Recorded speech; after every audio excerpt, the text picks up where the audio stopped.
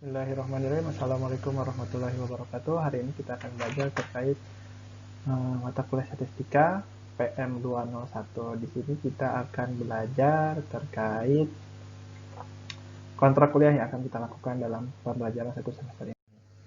Nah, di sini berikut adalah deskripsi singkat mata kuliah statistika.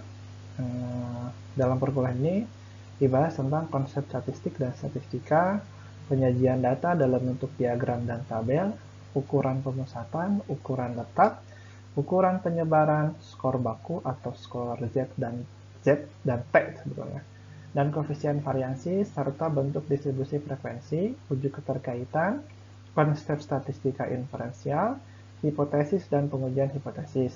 Kemudian belajar juga taraf signifikansi, uji prasyarat analisis, ada uji normalitas dan uji homogenitas. Kemudian kita belajar juga uji perbedaan rata-rata 1 dan 2 sampel, uji analisis variansi satu jalur, dan analisis pasca pengujian, statistika non-parametrik sebagai salah satu dasar untuk melaksanakan penelitian dan bidang pendidikan pada akhir masa studi dan saat bekerja di lingkungan persekolahan nanti. Karena kita kan sebagai calon guru ya nanti gitu.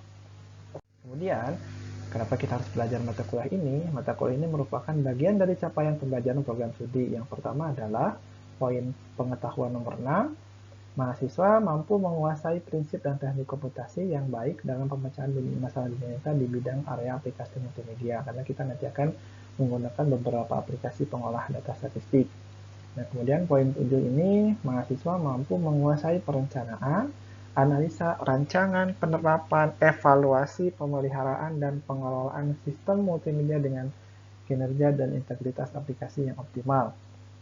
Kemudian, kemampuan umum nomor 1, mampu menerapkan pemikiran logis, kritis, sistematis, dan inovatif dalam konteks pengembangan atau implementasi ilmu pengetahuan dan teknologi yang memperhatikan dan menerapkan nilai humaniora yang sesuai dengan bidang keahliannya. Nah, capaian pembelajaran mata kuliah ini sendiri adalah mahasiswa mampu meningkatkan pemahaman teoritis terkait keterampilan praktis mahasiswa dalam menerapkan konsep statistika untuk penelitian nanti seperti apa. Kemudian dapat menyajikan data dalam bentuk grafik dan diagram, menentukan ukuran pemusatan, penyebaran, dan angka baku.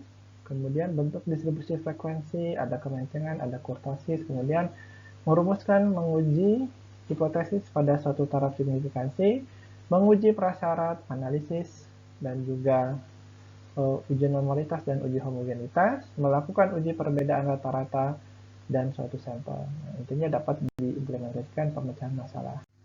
Nah, materi yang akan kita bahas sebelum UTS kita belajar tentang dasar-dasar statistika mengenai pengenalan statistik, statistika dan data, penyajian data, ukuran pemusatan data, ukuran letak data, ukuran penyebaran data, angka baku, bentuk distribusi frekuensi.